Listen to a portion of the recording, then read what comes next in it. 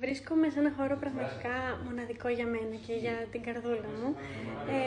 Βρίσκομαι στο σπίτι που με μεγάλωσε και θέλω να σας γνωρίσω τον άνθρωπο πίσω από όλα αυτά, τον άνθρωπο που με αγκάλιασε την πιο κατάλληλη στιγμή. Έτσι όλα άλλαξαν, με στήριξε με τον καλύτερο δυνατό τρόπο και έγινα ο άνθρωπος που είμαι σήμερα. Κύριε Κώστα. Μαρία, μια φορά και έναν καιρό ήταν ένα παιδί 10 χρονών που είδε στο χαμόγελο του παιδιού. Γνωρίσαμε άλλα παιδιά και κάποια στιγμή η Μαρία 14 χρονών τη γνωρίσαμε, ήρθε κοντά μας. Την πιο κατάλληλη στιγμή. Τη στιγμή που το είχα πιο πολύ ανάγκη από ποτέ. Και έλαβα όση αγάπη μου έλειπε. Τόση φροντίδα, όλα όσα είχα ανάγκη για να γίνω ο άνθρωπος που είμαι σήμερα. Κάθε κουκουβάγιος και κουκουβαγιά λέει αυτά που θα πει για το παιδί του, γιατί είσαι παιδί μας ουσιαστικά.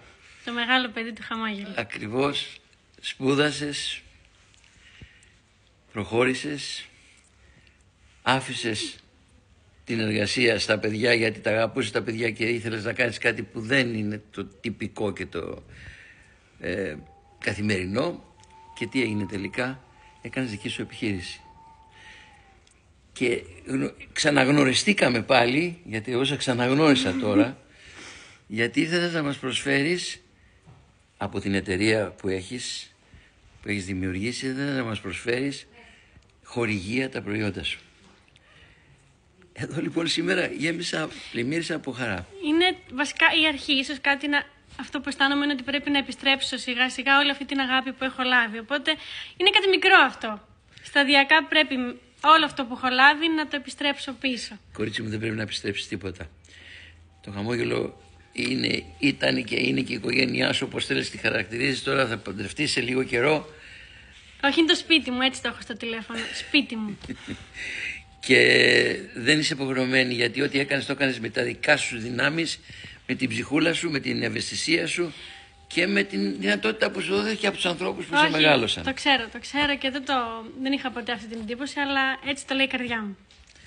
Και εγώ το μόνο που μπορώ να πω είναι σήμερα μου έρχεται στην ημέρα μου, ήταν δύσκολη και με έκανες και αισθάνθηκα, ανέβηκα πολύ ψηλά, όπως και όλοι εδώ που με επισκέφτηκες στους χώρους μας, και σε ευχαριστούμε, γιατί το ευχαριστώ προς εσένα είναι ότι σου δόθηκε μια απλή δυνατότητα, η αγάπη και η θαλπορή που είναι το σημαντικό, και εσύ το ανέδειξες και το έκανες και άνθησες και προχώρησες. Μαρία μου, σου εύχομαι τα καλύτερα στη ζωή σου. Εγώ σας ευχαριστώ. Εμείς θα είμαστε κοντά σου, θα συνεχίσουμε να είμαστε κοντά σου και τώρα πλέον θα είσαι και εσύ κοντά, Ναι. Έτσι, να είσαι καλά.